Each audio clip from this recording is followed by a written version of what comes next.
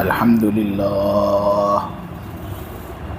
لله نحمده ونستعينه ونستغفره ونؤمن به ونتوكل عليه ونعوذ بالله من شرور أنفسنا ومن سيئات أعمالنا من يهده الله فلا مضل له ومن يضلله فلا هادي له ونشهد أن لا إله إلا الله وحده لا شريك له ونشهد أن سيدنا ومولانا وحبيبنا محمدا عبده ورسوله الحمد لله وكفى والصلاة والسلام على رسوله المصطفى وعلى عباده الذين ارتضى ومن بهداهم اهتدى وبآثار أهل المدينة اكتفى أعوذ بالله من الشيطان الرجيم بسم الله الرحمن الرحيم والنجم إذا هوى ما ضل صاحبكم وما غوى وما ينطق عن الهوى إن هو إلا وحي يوحى علمه شديد القوى ذو مرة فاستوى وهو بالأفق الأعلى صدق اللہ العظیم۔ شروع کرتا ہوں اللہ کے نام سے جو سب پر رحم کرتا ہے، بالخصوص ایمان والوں پر بڑا مہربان ہے۔ میں قسم کھاتا ہوں ستارے کی جب وہ ڈوبنے لگے، تمہارے یہ ساتھی محمد صلی اللہ علیہ وسلم نہ راستہ بھٹک گئے ہیں اور نہ بہک گئے ہیں۔ کوئی چیز بھی یہ اپنے خواہشات کی بنا پر نہیں بولتے، جو کچھ بھی یہ بولتے ہیں وہ ایک وحی ہوتی ہے جو ان کی طرف بھیجی جاتی ہے۔ ایک مضبوط طاقت رکھنے والے فرشتے نے ان کو یہ قرآن اور یہ وحی سکھایا ہے۔ سورہ نجم کی تفسیر آج اللہ کے فضل و کرم سے شروع ہو رہی ہے۔ یہ سورت مکی ہے، مکی دور کے اندر اس کا نزول ہوا، بلکہ ابتدائی صورتوں میں سے ہے۔ قرآن جب نبی کریم صلی اللہ علیہ وسلم پر نازل ہونا شروع ہوا تو سورہ علق نازل ہوئی، سورہ مزمل نازل ہوئی، سورہ مدثر کا نزول ہوا۔ تو اسی طرح ابتدائی صورتوں میں سے سورہ نجم ہے، بلکہ ایسی بات کہی جاتی ہے کہ یہ صورت ان صورتوں میں سے سب سے پہلی صورت ہے جو اللہ کے نبی صلی اللہ علیہ وسلم نے ایک مجمع کے سامنے سنایا ہو۔ علل اعلان جس صورت کو سب سے پہلے پڑھ کر حضور نے سنایا وہ سورہ نجم۔ اور سورہ نجم کے بارے میں یہ بات بھی کہی جاتی ہے کہ قرآن کے اندر بہت سی آیتیں ایسی ہیں کہ جب وہ آیتیں کوئی شخص پڑھے یا سنے تو اس پر سجدہ واجب ہوتا ہے۔ یہ وہ پہلی صورت ہے جس پر سب سے پہلا آیت سجدہ وارد ہوا۔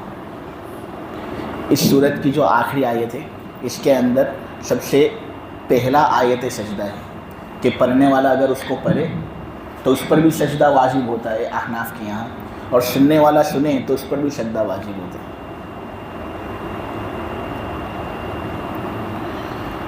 بخاری اور مسلم کی روایت ہے، حضرت عبداللہ ابن مسعود رضی اللہ تعالیٰ عنہ یہ بات بیان کرتے ہیں کہ نبی کریم صلی اللہ علیہ وسلم نے یہ سورت جب سب کے سامنے علل اعلان سنائی تو اس سورت کے اندر مضمون اتنا بھاری تھا اور اللہ تبارک و تعالیٰ کی خاص تجلیات اس وقت اتنی زیادہ لوگوں پر ظاہر ہو رہی تھی کہ جتنے مسلمان تھے سب نے تو یہ سورت سن کر سجدہ کیا، ساتھ ساتھ جو مشرکین تھے، اللہ کو نہ ماننے والے، شرک کرنے والے، گنہگار لوگ، وہ بھی مجبوراً سجدہ کر بیٹھے۔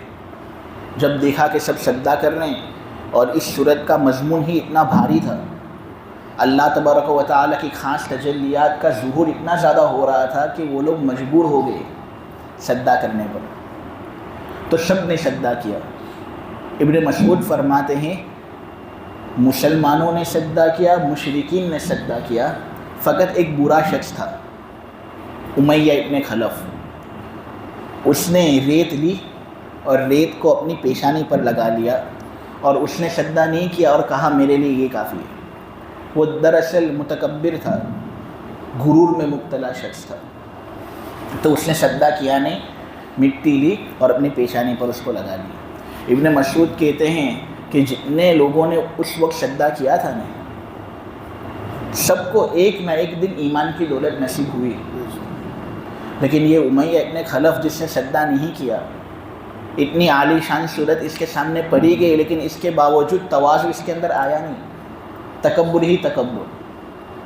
بدر کے دن یہ مارا گیا اور اس کو قتل ہوتا ہوا میں نے اپنی آنکھوں سے دیکھا۔ ابن مسعود نے یہ بات کہی۔ نجم کا معنی ہوتا ہے ستارہ، اس صورت کے اندر ستارے کی چونکہ قسم کھائی گئی ہے، اس لیے اس صورت کو سورہ نجم کہا جاتا ہے۔ میرے عزیزو، میرے بزرگوں، اس صورت کے اندر 3 رکوع ہیں، آیتوں کی تعداد اس صورت کے اندر ہے 62، الفاظ تقریباً اس صورت کے اندر ہے 300، اور حروف کی تعداد اس صورت کے اندر ہے 1400۔ اللہ تبارک و تعالیٰ کا فضل ہے اور وہ ہم پر احسان کرتا رہتا ہے۔ ہم قرآن کا ایک حرف پڑھتے ہیں، بدلے میں اللہ ہم کو 10 اجر دیتا ہے۔ اس صورت کو ہم پڑھیں گے، 3 رکوع کی صورت ہے، 5 منٹ میں آدمی پڑھ لے گا۔ اچھے طریقے سے اگر ہم پڑھیں گے اس صورت کو تو مختصر صورت کو پڑھنے کے بدلے میں 1400 حروف چونکہ اس صورت میں ہے، 14000 اجر ہم کو مل جائے گا یا نہیں؟ 5 منٹ کی صورت ہے، اور پھر رمضان کا مہینہ ہے، اس مہینے کے اندر اس صورت کو پڑھنے پر اللہ کتنا اجر دیتا ہوگا، جبکہ اس مہینے کی خصوصیت ہے کہ اس مہینے کے اندر نفل کام کرنا فرض کام کرنے کی طرح ہے، اور ایک فرض کام کرنا 70 فرائض کی طرح ہے، اجر ہی اجر۔ جو ایمان والا قرآن پڑھتا ہے، انہیں صحیح حدیث میں ہے، اس کی مثال تورنج کی طرح ہے۔ تورنج چکوترے کو کہتے ہیں اور پومیلو کو کہتے ہیں، بھاگل پر بھی یہ فروٹ ملتا ہے، عجیب و غریب فروٹ ہے یہ، اس کی بڑی خاصیتیں ہیں۔ بہت سے علماء سے اور میرے اساتذہ سے میں نے یہ بات سنی ہے کہ جس گھر کے اندر تورنج ہوتا ہے نا، اس گھر کے اندر جنات بھی نہیں آتا۔ اللہ کے رسول نے کہا جو مؤمن قرآن پڑھتا ہے اس کی مثال تورنج کی طرح ہے، یعنی اس سے آپ سمجھ سکتے ہیں یہ کہ قرآن پڑھنے سے اگر کوئی آفت ہم پر آنے والی ہو تو وہ آفت بھی دور ہو جاتی۔ پھر تورنج کا ایک خاص فائدہ یہ ہے کہ آدمی اس کو کھاتا ہے منہ سے خوشبو نکلتی ہے، آدمی اس کو کھاتا ہے پیٹ صاف ہو جاتا ہے، معدہ صاف ہو جاتا ہے، آدمی فریش ہوتا ہے۔ قرآن پڑھنے سے بھی منہ سے خوشبو نکلتی ہے۔ قرآن جو کثرت سے پڑھتے ہیں وہ تو یہ بات بتا ہی سکیں گے، لیکن جو لوگ ان کے ارد گرد ہوتے ہیں وہ بھی محسوس کریں گے کہ قرآن پڑھنے سے خوشبو نکلتی ہے۔ اب اگرچہ کبھی کبھی ایسا لگتا ہو کہ بظاہر بدبو نکل رہی ہے، بہت زیادہ زبان استعمال ہوتی ہو تو بدبو نکلتی ہے، لیکن پھر بھی وہ فرشتوں کے نزدیک خوشبو ہے، اور اس سے باطن صاف ہوتا ہے یا نہیں؟ حضور نے ایک مثال ہم کو دی، ایک تشبیہ ہم کو دی، لیکن اس تشبیہ پر جب ریسرچ ہوتا ہے تو کتنے سب فوائد ہمارے سامنے آتے ہیں۔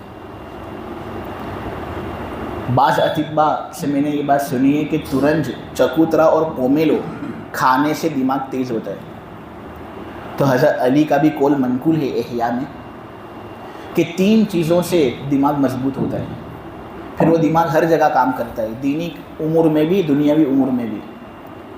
روزے سے دماغ مضبوط ہوتا ہے، مسواک سے دماغ مضبوط ہوتا ہے، اور قرآن کریم کی تلاوت سے دماغ مضبوط ہوتا ہے۔ رمضان میں یہی تو کرنے کے کام ہے۔ تو میں یہ کہنا چاہ رہا تھا کہ دیکھو یہ مختصر صورت ہے، 1400 حروف اس صورت کے اندر ہیں، لیکن آدمی جب اس کو پڑھتا ہے تو کم سے کم اجر جو اس کے کھاتے میں جمع ہوتا ہے وہ ہے 14000۔ حساب لگائیں تو.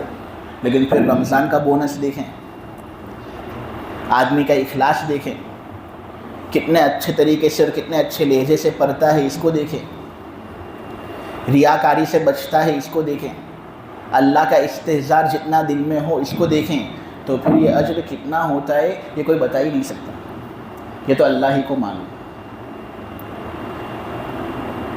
اس صورت کے اندر اللہ تبارک و تعالیٰ نے نبی کریم صلی اللہ علیہ وسلم کی رسالت کو ثابت کیا ہے, اور یہ بات سب کے سامنے واضح کی ہے کہ دیکھو اللہ کے نبی محمد صلی اللہ علیہ وسلم دیوانے نہیں, نعوذ باللہ, پاگل اور مجنون نہیں, نعوذ باللہ. اللہ کے وہ پکے سچے رسول ہیں. جبرائیل ان کے سامنے آتے تھے اور ان کو قرآن سناتے تھے, یہ قرآن سنتے تھے اور یاد کر لیتے تھے. ایک بات اس صورت میں یہ بات بتائی گئی ہے. دوسری بات جو اس صورت میں بتائی گئی ہے وہ یہ ہے کہ جبرائیل اور نبی کریم صلی اللہ علیہ وسلم کا رشتہ اتنا زیادہ مضبوط ہے کہ جبرائیل کو اصل صورت میں کوئی مخلوق شاید نہ دیکھ سکتی ہو, لیکن حضور نے جبرائیل کو ان کی اصلی صورت میں 2 مرتبہ دیکھا ہے, اور ان میں سے ایک مرتبہ شب معراج کے اندر دیکھا تھا جبرائیل کو ان کی اصلی صورت میں. تیسری بات اس صورت میں یہ بتائی گئی ہے کہ مشرکین بہت سے دعوے ایسے کرتے ہیں اللہ کے بارے میں جو واہی تباہی ہوتے ہیں, بے بنیاد باتیں, فیبریکیٹڈ باتیں اور جھوٹی باتیں اللہ کے بارے میں کہتے ہیں. اللہ نے ان باتوں پر رد کیا ہے. اور اس صورت کے اندر یہ بات بھی بتائی گئی ہے کہ دیکھو پچھلی امتوں پر عذاب آیا تھا اس وقت جب انہوں نے پیغمبر کی بات نہیں مانی تھی. اے محمد کی امت صلی اللہ علیہ وسلم, ان کی بات اگر تم نہیں مانو گے تو تم پر بھی ایسا عذاب آئے گا. تو اس طرح اس حوالے سے دعوت حق پر ان کو ابھارا گیا ہے, آمادہ کیا گیا ہے. اللہ نے اس صورت کے اندر ستارے کی قسم کھائی اس وقت جب وہ گر رہا ہو, ڈوب رہا ہو, اور یہ بات کہی کہ تمہارے یہ ساتھی محمد صلی اللہ علیہ وسلم یہ نہ راستہ بھٹکے ہوئے ہیں اور نہ یہ بہک چکے ہیں, بالکل ان کا دماغ بھی صحیح ہے اور ہدایت پر ہیں. ان کے بارے میں نامناسب باتیں کہنا مناسب نہیں. اب یہاں پر اللہ نے جو قسم کھائی نا, تو ایمان والوں کے سامنے جب یہ قرآن پڑھا جائے گا تو اللہ سے زیادہ سچی بات کہنے والا کون ہو سکتا ہے؟ ومن اصدق من اللہ قیلا, اللہ کو قسم کی ضرورت نہیں. ہم اللہ کی بات قسم کے بغیر بھی مانیں گے یا نہیں؟ ہم مانیں گے, لیکن اس کے باوجود اللہ نے قسم کھائی تو آپ ذرا سمجھ سکتے ہیں کہ اللہ اس بات پر کتنا زیادہ زور ڈال رہے ہیں. مثلاً اگر کوئی نیک اللہ والا آدمی ہو, وہ کہے کہ یہاں ہری پورے کے اندر آگ لگ رہی ہے, تو وہ قسم نہیں کھائے گا تب بھی تم ان کی بات مان لو گے. لیکن اگر وہ ایک دن تمہارے پاس آئے اور قسمیں کھانا شروع کر دیں تو اللہ کی قسم کھاتا ہوں, اللہ کے جلال کی قسم کھاتا ہوں, مسجد کے اندر بیٹھا ہوں, ہری پورے میں آگ لگی ہے, اس طرح اگر وہ بات کہیں تو بات میں ایک الگ مضبوطی آتی ہے. یعنی اللہ نے ستارے کی قسم کھا کر مضبوطی سے یہ بات کہی ہے کہ دیکھو مجھے قسم کی ضرورت نہیں, لیکن اس کے باوجود قسم کھا رہا ہوں تاکہ تمہارے دل کے اندر یہ عقیدہ مضبوط ہو جاوے کہ محمد صلی اللہ علیہ وسلم دیوانے نہیں تھے, اللہ کے صحیح اور سچے رسول تھے. پھر خاص طور پر ستارے کی قسم کھائی گئی. اس میں اس بات کی طرف اشارہ ہے کہ جس طرح ستارہ ایک روشنی کی علامت ہوتی ہے, محمد صلی اللہ علیہ وسلم بھی اسی طرح روشنی کی علامت ہے. عرب کے لوگ پچھلے زمانے میں ستاروں کے ذریعے سے صحیح راستہ تلاش کرتے تھے. جو لوگ پرانے ہیں ان کو معلوم ہے کہ پہلے تو اس طرح بورڈ ہوتا نہیں تھا اور گوگل میپ ہوتا نہیں تھا. پہلے ستاروں کے ذریعے سے راستے تلاش کیے جاتے تھے. لوگ کشتی کے اندر بھی بیٹھتے تھے تو سمندر کے اندر تو اندھیرا ہی اندھیرا ہو تو وہ صحیح راستہ کس طرح پاتے تھے؟ تو جو ناخدا ہوتا تھا نا, نیویگیٹر, وہ ستارے دیکھتا تھا اور ستاروں کے ذریعے سے یہ منزل مقصود تک پہنچتے تھے. اللہ یہاں پر ستاروں کی قسم کھا رہا ہے یہ بات بتانے کے لیے کہ اے عرب کے لوگ, اے ہندوستان کے لوگ, ستاروں کے ذریعے سے تم جس طرح اپنی رہنمائی حاصل کرتے ہو اسی طرح محمد کے ذریعے سے بھی اپنی دینی رہنمائی حاصل کرو.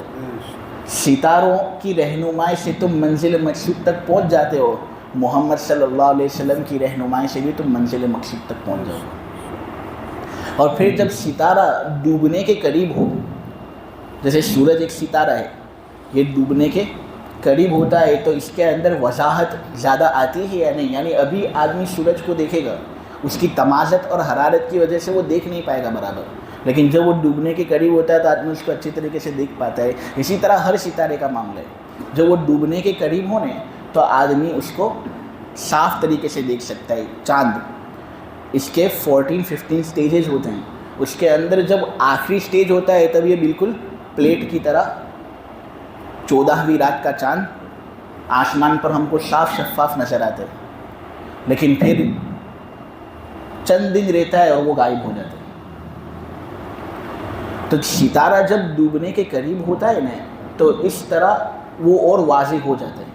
تو یہاں پر اللہ کے رسول صلی اللہ علیہ وسلم کے بارے میں یہ بات کہی جا رہی ہے کہ جس طرح ستارہ جب ڈوبنے کے قریب ہو تو اس سے رہنمائی حاصل کرنا بہت واضح ہوتا ہے، بہت آسان ہوتا ہے. اسی طرح محمد صلی اللہ علیہ وسلم تمہارے درمیان کچھ ہمیشہ رہنے والے نہیں ہیں. ایک زمانہ آئے گا کہ یہ بھی ڈوب جائیں گے، ان کی بھی موت آئے گی، ہے تو یہ بھی انسان ہی، لہٰذا ان سے جتنا ہو سکے فائدہ اٹھا لو. اور آج محمد صلی اللہ علیہ وسلم نہیں ہے، لیکن ان کی جگہ پر علماء ہیں نا، اس لیے ہر عالم ہمیشہ رہتا نہیں ہے. ایک وقت کے لیے وہ ایک جگہ پر ہوتا ہے، پھر اللہ جانے اللہ اس کو کہاں لے جائے. امت کو یہ تعلیم دی جا رہی ہے کہ اپنے علماء سے فائدہ اٹھاؤ. جب وہ تمہارے مابین ہیں ان کی قدر کر لو. ہو سکے گا کہ وہ کسی دوسری جگہ چلے جائیں، نہ پھر تم ان سے وہ فیض حاصل نہ کر سکو. یہاں پر ستارے کی قسم میں اس طرح کا اشارہ ہے. ایک اور اشارہ ہے کہ سیارے اور ستارے جو ہوتے ہیں وہ ایک متعین مدت کا سفر کرتے ہیں، اور اس سفر میں وہ اپنی جگہ سے بالکل ہٹتے نہیں. سورج جو ہے اپنا سفر کرتا ہے پورا دن، کبھی اپنی جگہ سے ہٹتا ہے. چاند سفر کرتا ہے اپنی جگہ سے ہٹتا نہیں. خود یہ دھرتی سفر کرتی ہے، اپنی جگہ سے ہٹتی نہیں، اپنی محور اور اوربٹ کے اندر لگی رہتی ہے. اسی طرح محمد صلی اللہ علیہ وسلم بھی ستارے کی طرح ہیں، وہ اپنے مقصد پر ہیں اور اس مقصد سے کبھی بھی وہ ہٹیں گے نہیں. اس لیے ان سے رہنمائی حاصل کرو. تمہارے یہ ساتھی نہ دیوانے ہیں، نہ راستہ بھٹک چکے ہیں، نہ راستہ بہک چکے ہیں. یہاں پر محمد صلی اللہ علیہ وسلم کا نام نہیں لیا گیا، یہ بات کہی گئی کہ تمہارے ساتھی. اس میں اس بات کی طرف اشارہ کیا گیا ہے کہ یہ محمد کوئی اجنبی آدمی تو ہے نہیں. اے مکہ والو، اے عرب، ان کی زندگی تمہارے سامنے ایک کھلی ہوئی کتاب کی طرح ہے. تم نے ان کا بچپن دیکھا ہے، ان کی جوانی تم نے دیکھی ہے. 40 سال تک تمہارے مابین ہی رہے ہیں یہ، تو کیا کبھی بھی انہوں نے شراب پیا؟ کیا کبھی بھی انہوں نے خیانت کی؟ کیا کبھی بھی انہوں نے جھوٹ بولا؟ تو جب یہ آدمی جوانی کے سالوں کے اندر یہ کام نہیں کرتا تو اب نبوت مل جانے کے بعد اللہ کے بارے میں جھوٹی باتیں کرے گا. اچانک سے دیوانہ ہو گیا. یہ تو تمہارا ساتھی ہے نا. ساتھی سے آدمی واقفیت رکھتا ہے. تم محمد سے واقفیت رکھتے ہو صلی اللہ علیہ وسلم، لیکن پھر بھی ان کی باتوں کو مانتے نہیں. یہ کہاں کا انصاف؟ حضور کی نبوت سے پہلے کی زندگی بھی آدمی اگر غور سے دیکھ لے تو حضور کی سچائی پر وہ استدلال کر سکتے ہیں. نبی کریم صلی اللہ علیہ وسلم کے بارے میں ابو امامہ نے یہ بات نقل کی ہے، ان سے لقمان ابن عامر نے نقل کی ہے کہ حضور نے یہ بات کہی تھی کہ جب میں اپنے والدہ کی پیٹ میں تھا نا، جب میں اپنی والدہ کے پیٹ میں تھا تو میری والدہ نے یہ بات دیکھی تھی کہ ایک روشنی ان کے پیٹ سے نکل رہی ہے اور اس روشنی کے ذریعے سے شام، فلسطین کے محلات روشن ہو رہے ہیں. ابن رجب حنبلی کہتے ہیں کہ جب ولادت حضور کی ہوئی نے تب یہ منظر حضور کی والدہ نے دیکھا تھا. ایک معمولی آدمی کے بارے میں کیا ایسا منظر دیکھنا ممکن ہے؟ حلیمہ بنت ابی ذؤیب نبی کریم صلی اللہ علیہ وسلم کی رضائی ماں ہیں. حضور کو انہوں نے دودھ پلائے. وہ کہتی ہیں کہ جب میں محمد صلی اللہ علیہ وسلم کو لینے کے لیے گئی تھی نا، تو اس وقت ایک گدھے پر میں سوار تھی. وہ گدھا بڑا سست تھا. میرا شوہر اس کو ڈانٹتا تھا، مارتا تھا، لیکن پھر بھی اس کی سست رفتاری کے اندر کچھ فرق نہیں آتا تھا. پورے قافلے کے پیچھے وہ گدھا چلتا تھا. سب لوگ تنگ آ گئے تھے، تھک گئے تھے، سب آگے چلے گئے تھے، میں پیچھے رہ گئی تھی. میں اس ٹینشن میں تھی کہ اچھے اچھے بچے تو آگے والے لے جائیں گے، میرے حصے میں کون سا بچہ آئے گا، کیا کوئی بچہ آئے گا بھی یا نہیں، کیونکہ جو آگے کے جو لوگ ہیں وہ سب اچھے بچے لے لیں گے، اچھے خاندان کے بچے. تو اس طرح سست گدھے پر میں سوار تھی. جب میں آمینہ کے گھر پہنچی تو وہاں ایک بچے کو میرے حوالے کیا گیا. ہوا یہ کہ جیسا وہ بچہ میں لیتی ہوں اور گدھے پر اس کو بھی رکھتی ہوں، تو جو گدھا آنے میں جتنا سست تھا، جانے کے اندر اتنا ہی زیادہ تیز ہو گیا. میرے ساتھی اور میرے سب لوگ یہ کہہ رہے تھے کہ اے حلیمہ اپنے گدھے کو ذرا ٹھنڈا کر کے چلا، سلو کر کے چلا، اتنا زیادہ آگے چل گیا، ہم سب پیچھے ہو گئے. حلیمہ کہتی ہیں کہ میں بالکل پریشان ہو گئی، مجھے معلوم ہی نہیں کس طرح ہو رہے. میں جب اپنے گاؤں پہنچتی ہوں تو وہاں پر جانے سے پہلے معاملہ ایسا تھا کہ جانوروں کے جو تھن تھے وہ سب خشک ہو چکے تھے، دودھ نکل ہی نہیں رہا تھا. لیکن جب اس بچے کو لے کر میں پہنچی وہاں پر تو ان تھنوں کے اندر دودھ اتنا زیادہ بھر گیا اور وہ تھن دودھ سے اتنے لبریز ہو گئے کہ دودھ خود بخود نکل رہا تھا تھنوں سے، یعنی نکالنے کی بھی ضرورت نہیں.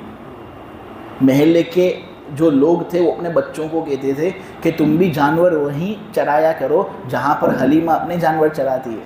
بچے کہتے ہم وہیں چراتے ہیں، جس جگہ سے حلیمہ کے جانور کھاتے ہیں اسی جگہ سے ہمارے جانور بھی کھاتے ہیں. ان لوگ کو یہ بات معلوم نہیں تھی کہ پہلے حلیمہ کے پاس ایک بچہ نہیں تھا جس کی وجہ سے برکتیں نہیں تھیں. اس بچے کے آنے کی وجہ سے برکتیں حلیمہ کے پاس آ گئی، اور وہ بچہ چونکہ دوسرے لوگوں کے پاس نہیں تھا اس لیے برکتیں وہاں پر ظاہر نہیں ہو رہی تھی. وہ بچے محمد صلی اللہ علیہ وسلم. تو ایک آدمی جھوٹا ہو، دیوانہ ہو، تو ایک ساتھ اتنے سب واقعات ایک آدمی کے بارے میں کس طرح ثابت ہو سکتے ہیں؟ یہ دلیل ہے کہ اس بچے سے اللہ ایک بہت اونچا کام لینے والا ہے. تفسیر رازی کے اندر حضرت عبداللہ ابن عباس کی ایک روایت ہے. اس کی سند کو میں نے تلاش کیا، سند ملی نہیں. تو اب اس کے بارے میں کیا حکم؟ ہو سکتا ہے کہ یہ بات صحیح ہو سکتا ہے کہ یہ بات غلط ہو، لیکن ہمارے حضرت مفتی احمد صاحب خانپوری نے چونکہ یہ بات بیان کی ہے تو ان کی اتباع میں بھی بیان کر دیتا ہوں. بڑے لوگوں کی باتیں بھی بڑی ہوتی ہیں.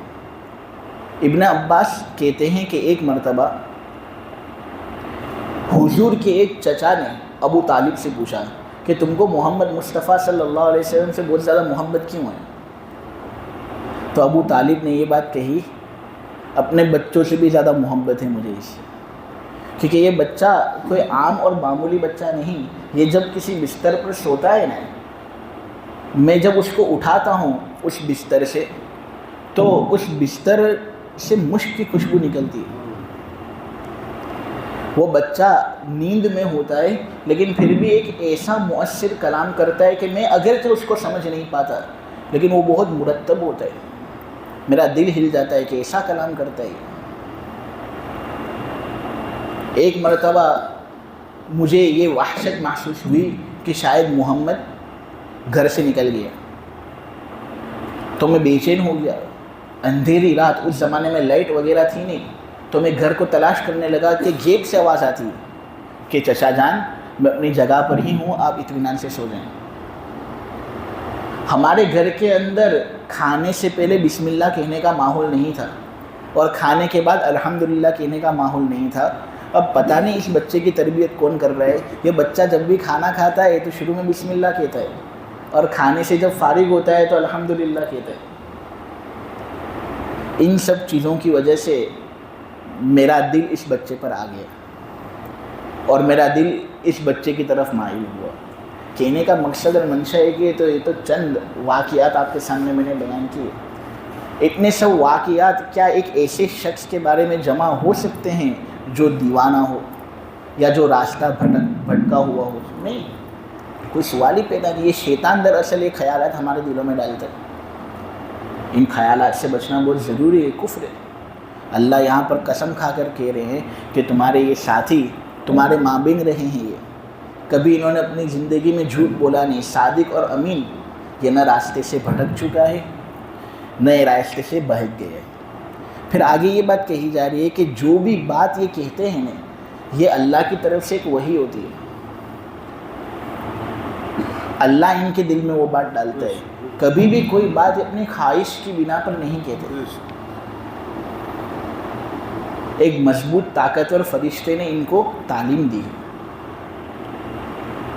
محمد صلی اللہ علیہ وسلم کے بہت سے کلام ہوتے تھے۔ ایک کلام تو یہ قرآن کا کلام جو ہم ابھی آپ لوگوں کے سامنے پیش کر رہے ہیں، سمجھا رہے ہیں، اللہ کی طرف سے یہ ہے، اس میں تو کوئی شک نہیں۔ اور پھر حضور کی بہت سی وہ باتیں تھیں جو حضور یہ کہہ کر بیان کرتے تھے کہ یہ اللہ نے کہی ہے، وہ قرآن نہیں ہے، لیکن حضور جب وہ حدیث بیان کرتے تھے تو یہ کہتے تھے کہ یہ بات اللہ نے کہی ہے، اللہ کی طرف اس بات کی نسبت کرتے تھے۔ جیسے بہت سی ایسی حدیثیں ہیں، ان کو حدیث قدسی کہا جاتا ہے۔ یہ قرآن نہیں ہوتا، یہ حدیث ہوتی ہے۔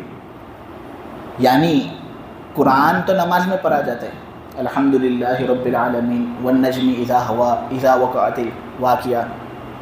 یہ حدیث جن کی نسبت حضور اللہ کی طرف کرتے تھے، جن کو حدیث قدسی کہا جاتا ہے، ان کو قرآن میں ہم نہیں پڑھ سکتے، ان کو ہم نماز میں نہیں پڑھ سکتے۔ جیسے ایک حدیث قدسی میں آپ لوگوں کے سامنے بیان کروں، ان النبی صلی اللہ علیہ وسلم قال اللہ تعالی من عاد لی ولیا فقد آذنتہ بالحرب۔ اسی طرح ایک اور ان النبی صلی اللہ علیہ وسلم قال اللہ تعالی انک ما دعوتنی ورجوتنی غفرت لک علی ما کان منک ولا ابالی ابن آدم لو بلغت ذنوبک عنان السماء۔ اسی طرح ایک اور حدیث قدسی ہے کہ حضور نے کہا کہ اللہ نے کہا کہ بنی آدم میرے بارے میں دو جھوٹی باتیں کہتا ہے، مجھے گالی دیتا ہے بنی آدم۔ ایک حدیث ہے، اس پر مجھے بحث نہیں کرنی، میں دراصل یہ بات کہہ رہا ہوں کہ ایک بات حضور کی قرآنی بات ہوتی ہے، یہ تو اللہ کی طرف سے، اس میں کوئی شک نہیں، اور ایک وہ بات ہوتی ہے جو قرآن میں نہیں، لیکن حضور نے جب وہ حدیث لوگوں کے سامنے بیان کی تو اس کی نسبت اللہ کی طرف جوڑ دی کہ اللہ نے یہ بات کہی۔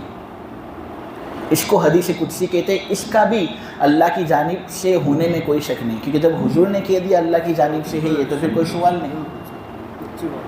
اور ایک بات وہ ہوتی ہے جو حضور کہتے ہیں اور اس کی نسبت اللہ کی طرف نہیں جوڑتے، یعنی حضور اپنی طرف سے یہ نہیں کہتے کہ اللہ نے یہ بات کہی، لیکن وہ بات ایسی ہے جو انسانی عقل سے بالا ہے۔ حلال حرام کا کوئی مسئلہ ہے، عبادت کا کوئی مسئلہ ہے، تو وہ بھی اللہ کی طرف سے ہے، کیونکہ جب انسان کی عقل کا اس میں کوئی دخل ہے ہی نہیں تو پھر وہ بات بھی اللہ ہی کہے گا۔ ہاں، لیکن حضور کی کچھ باتیں ایسی ہوتی ہے جو انسانی عقل میں آتی ہیں اور حضور اس کو اللہ کی طرف منسوب نہیں کرتے، تو پھر یہ اللہ کی طرف سے ہے یا نہیں، اس میں ذرا شک ہوتا ہے۔ حضور کی ان باتوں پر ایمان لانا ضروری بھی نہیں۔ قاضی ایاز نے ایک روایت بیان کی ہے کہ نبی کریم صلی اللہ علیہ وسلم نے یہ بات کہی کہ دیکھو میری امت کے لوگ، میں جو بات اللہ کی جانب سے تم کو کہوں نا وہ حق ہوتی ہے، اس کو مانو، لیکن جو بات میں اپنی جانب سے کروں تو میں تمہاری طرح ایک انسان ہوں، کبھی صحیح بات بول دیتا ہوں، کبھی غلط بات بول دیتا ہوں، تو ان سب باتوں پر ایمان لانا ضروری نہیں۔ میں آپ لوگوں کو چند مثالیں دوں تاکہ یہ بات آپ کو سمجھ میں آ جائے۔ نبی کریم صلی اللہ علیہ وسلم ایک مرتبہ جہاد کے لیے کسی جگہ جا رہے تھے کہ وہاں پر پانی کا ایک چشمہ تھا۔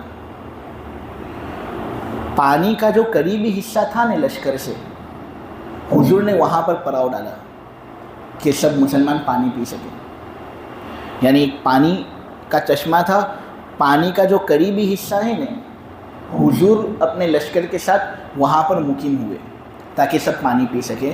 تو حباب ابن منذر انصاری رضی اللہ تعالیٰ عنہ ایک صحابی ہیں، انہوں نے حضور سے پوچھا کہ حضور کیا یہ اللہ کی طرف سے بات آئی ہے یا یہ آپ کی رائے ہے کہ پانی کا جو قریبی حصہ ہے اس پر پڑاؤ ڈالنا چاہیے؟ تو حضور نے کہا نہیں، میری رائے ہے، یہ اللہ کی طرف سے بات نہیں ہے. تو حباب نے کہا اگر آپ اجازت دیں تو میں اپنا مشورہ دے سکتا ہوں. میرا مشورہ یہ ہے کہ ہم جہاد کرنے کے لیے آئے ہیں تو پانی کا یہ والا حصہ نہیں، دور والا جو حصہ ہے نا، ہم وہاں جا کر پڑاؤ ڈالیں تاکہ پانی ہمارے پشتوں کے پیچھے ہو جاوے، ہم پانی پی سکیں اور دشمن پھر جب ہم مقابلے کے لیے آئے تو وہ پانی نہ پی سکیں کیونکہ ان کو ہم سے جنگ کرنی پڑے گی. حضور نے کہا بہتر مشورہ ہے. حضور نے اس طرح اس پر عمل کیا. تو دیکھو یہ حضور کی جو بات تھی نا، یہ ایسی تھی جو انسانی عقل میں آ جاتی تھی. تو اس لیے صحابہ اس پر ایمان نہ لائے، انہوں نے اپنا مشورہ دیا. آپ کو بات سمجھ میں آ رہی ہے؟ تو ان باتوں پر ایمان لانا ضروری نہیں کیونکہ وہ وہی نہیں ہوتی. اسی طرح ایک اور مثال میں دوں کہ جب مدینہ کا محاصرہ ہو گیا تھا تو نبی کریم صلی اللہ علیہ وسلم نے ایک صلح نامہ بھیجنے کا ارادہ کیا اور یہ کہا کہ دشمنوں کے ساتھ میں یہ صلح کر لیتا ہوں کہ تم محاصرہ چھوڑ دو، قید کرنا ہم کو چھوڑ دو، ہم آدھی پیداوار تم کو دیں گے. صحابہ نے کہا حضور یہ آپ اپنی طرف سے کہہ رہے ہو، آپ کی رائے ہے یہ یا اللہ کا حکم ہے؟ اگر اللہ کا حکم ہے تو شرعتوں پر، لیکن اگر آپ کی رائے ہے یہ تو ہم ایک مشورہ دینا چاہتے ہیں. حضور نے کہا جی آپ مشورہ دیں. انہوں نے کہا ہم یہ چاہتے ہیں کہ ان کو محاصرہ کرنا ہے تو کرنے دو، 1 روپیہ اور 1 کھجور بھی ان کو دیں گے نہیں، ان کو ہماری جانب سے فقط تلوار ملے گی. یعنی آپ جو صلح کرنا چاہتے ہو یہ صلح ہم پسند نہیں کرتے، ہم تو ان کے ساتھ لڑیں گے. حضور نے کہا ٹھیک ہے تم کو لڑنا ہو تو لڑیں گے. تو حضور نے پھر ان کے مشورے پر عمل کیا. اسی طرح حضور کی بہت سی باتیں ایسی تھی کہ اللہ نے خود نکیر کی ان پر. ایک نابینا حضور کی مجلس میں آ گیا تھا، حضور اس وقت کام میں مشغول تھے لیکن حضور نے منہ بنایا تو اللہ نے کہا یہ منہ بنانا مناسب نہیں. ایک مرتبہ حضور نے کہہ دیا تھا کہ میں اللہ کی قسم کبھی شہد پیوں گا نہیں. اللہ نے صورت نازل کی کہ کیوں تم حرام کرتے ہو اپنے اوپر ان چیزوں کو جو اللہ نے تمہارے لیے حلال کیے. بدر کے قیدیوں کے سلسلے میں حضور نے معافی کا فیصلہ کر دیا تھا کہ ان کو معاف کر دو، فدیہ لے لو ان سے، ان کو معاف کر دو. حضرت عمر کہہ رہے تھے قتل کرو ان کو تاکہ ان کی ہمت پست ہو جاوے، واپس مسلمانوں کی طرف یہ آنکھیں بری نہ کر سکیں. حضرت عمر نے کہا تھا حضور کو کہ ان کو قتل کرو، ان کو مارو گے نہیں تبھی ان کو سمجھ میں آئے گا، مارے بغیر ان کی عقل میں بات آنے والی ہے نہیں. حضور نے کہا نہیں نرمی کرتے ہیں، ان کو چھوڑ دیتے. تو اللہ نے پھر کہا کہ نہیں تم کو عمر کے فیصلے پر عمل کرنا چاہیے تھا، ان کا خون بہانا تھا تاکہ ان کی ہمتیں پست ہو جاتی.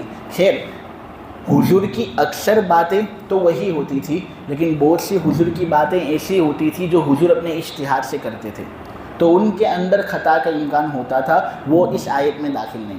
تو اکثر باتیں حضور جو کرتے تھے وہ اللہ کی طرف سے ایک وحی ہوتی تھی جو اللہ کی طرف سے حضور پر آتی تھی. اور یہ قرآن کا جہاں تک تعلق ہے تو ایک شدید قوت والے فرشتے نے یہ قرآن محمد صلی اللہ علیہ وسلم کو سکھائے. تو اس سے مراد حضرت جبریل ہیں. قرآن جتنا بھی نازل ہوا نا یہ جبریل کے واسطے سے نازل ہوا ہے. جبریل قرآن لے کر آتے تھے، حضور کو سناتے تھے اور حضور قرآن سیکھ لیتے تھے. جبریل کا کیا معنی؟ تو اس میں 2 قول ہیں. ایک قول تو یہ کہ جبریل کا معنی ہوتا ہے عبداللہ، اللہ کا بندہ. جبریل بھی اللہ کے بندے ہیں اس لیے ان کو جبریل کہا جاتا ہے. علامہ سیوطی نے یہ معنی لکھا ہے. جبکہ بعض لوگ یہ کہتے ہیں کہ جبر میں جو جبر ہے اس کا معنی ہوتا ہے پٹی، ایل کا معنی ہوتا ہے اللہ، یعنی جبریل کا معنی ہوا اللہ کی پٹی. جس طرح ٹوٹی ہوئی ہڈیوں کو پٹی سدھارتی ہے اسی طرح اللہ کے بچھڑے ہوئے بندوں کو جبرائیل اللہ سے ملاتے تھے، اس لیے جبرائیل کو جبرائیل کہا گیا، اللہ کی پٹی. تو یہ مضبوط فرشتے تھے جنہوں نے حضور کو یہ تعلیم دی. یہاں مضبوط اس لیے کہا گیا تاکہ یہ بات لوگوں کو ذہن نشین ہو جائے کہ یہ مت سمجھنا کہ قرآن نعوذ باللہ شیطانی کلام ہے. ارے یہ تو کیسی بات، یہ کہاں سے شیطانی کلام؟ جب جبرائیل اللہ سے وہ لے کر آئے تو اللہ نے جبرائیل کی طرف بھیجنے کے اندر کوئی غلطی کی ہو ایسا تو ہو ہی نہیں سکتا، اللہ تو خطا سے پاک ہے، تو جبرائیل تک یہ پہنچا ہے اچھے طریقے سے۔ اب جبرائیل اور محمد صلی اللہ علیہ وسلم کا واسطہ ہے تو لوگ یہ کہتے تھے کہ اس واسطے میں جبرائیل یا محمد صلی اللہ علیہ وسلم سے غلطی ہوگی، شیطان نے اپنا کلام اس میں ملا دیا۔ تو اللہ یہ کہہ رہے ہیں کہ یہ فرشتہ کوئی عام فرشتہ نہیں ہے، یہ کھیل نہیں ہے، یہ بہت مضبوط فرشتہ ہے، یعنی شاید اس سے زیادہ کوئی مضبوط فرشتہ نہ ہو، اتنا طاقت والا فرشتہ ہے یہ۔ تو شیطان بیچ میں آ جاوے، اپنا کلام اس قرآن میں ڈال دے وے اور جبرائیل بس دیکھتے رہے، ایسا نہیں۔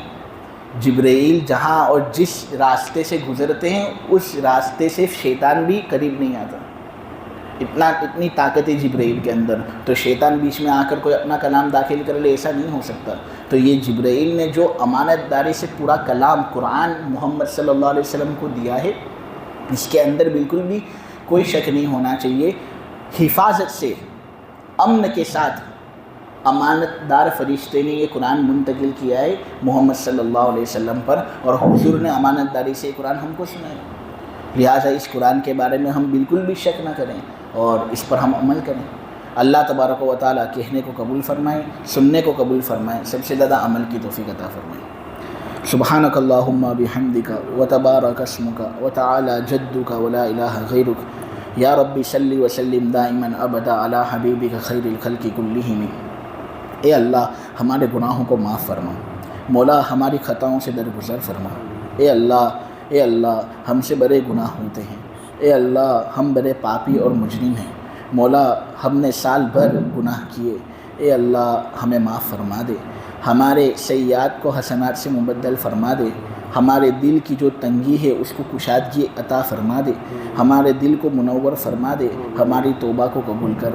مولا مبارک مہینہ ہے، اس مہینے کے اندر تو نے قرآن نازل کیا، اے اللہ قرآن کو سمجھنے کی ناقص کوشش ہم سب کر رہے ہیں، اے اللہ اس کوشش کو قبول فرما، جو تفسیر ہوئی اس کو قبول فرما، جو بیٹھنے والے بیٹھنے کے لیے یہاں پر آئے، سننے کے لیے آئے، اے اللہ ان کے اس طرح بیٹھنے کو اور سننے کو قبول فرما۔ اے اللہ اگر کوئی لغزش ہم سب سے ہو گئی ہو تو اے اللہ تو اسے معاف کر دینا، لیکن مولا اس لغزش کی وجہ سے ہماری اس عبادت کو رد مت کرنا، اے اللہ اس کو قبول کر لینا۔ اگر تو اس کو رد کر دے گا تو ہمارا اتنی دیر بیٹھنا اور محنت کرنا سب بیکار ہو جائے گا۔ اے اللہ تیری رضامندی کے لیے کام ہو رہا ہے، تو ہم سے راضی ہو جا، ہم سے ناراض مت ہو۔ اے اللہ خیر کے فیصلے فرما، شر کے فیصلے مت فرما۔ مولا کریم سکھ سے نواز، دکھ سے پوری حفاظت فرما، طاقت سے نواز، قوت سے نواز، تندرستی سے نواز، بیماری کمزوری ذوق سے اے اللہ پوری حفاظت فرما، رزق حلال سے نواز، روزی سے نواز، پیسوں سے نواز، اے اللہ مفلسی غربت فقیری سے اللہ تو ہماری پوری حفاظت فرما۔ ہمیشہ اپنے دینے والے بندوں میں سے ہم کو بنا، لینے والے بندوں میں سے ہم کو نہ بنا۔ اے اللہ ہم فقط تجھ سے لے، اے اللہ تیرے خزانوں سے ہم کو لینے والا بنا۔ اے اللہ خوب حلال طیب روزی سے ہم کو مالا مال کر۔ اے اللہ خیر کا ہم تجھ سے سوال کرتے ہیں، شر سے ہم تیری پناہ مانگتے ہیں۔ مولا ہر امر میں ہم کو تو خیر سے مالا مال کر، شر سے ہماری پوری حفاظت فرما۔ قرآنی انوارات سے ہمارے دلوں کو منور فرما دے، قرآن پر عمل کرنے والا ہم کو بنا دے، محمد صلی اللہ علیہ وسلم کی سچی پکی پیروی کرنے والا ہم کو بنا دے، حضور کے طریقوں سے محبت اور غیروں کے طریقوں سے نفرت ہمارے قلوب کے اندر ڈال دے، اپنی مرضیات پر ہمیں زیادہ سے زیادہ چلا کر تیری نامرضیات سے اے اللہ ہماری پوری حفاظت فرما۔ اے اللہ ہمارے اس طرح بیٹھنے کو اور عمل کرنے کو قبول فرما، تراویح کو قبول فرما، روزوں کو قبول فرما، دعاؤں کو قبول فرما، ہر عبادت کو قبول فرما، کسی بھی عبادت کو رد مت کرنا۔ وصلی اللہ تعالی علی خیر خلقہ محمد وعلی آلہ وصحبہ اجمعین برحمتک یا ارحم الراحمین۔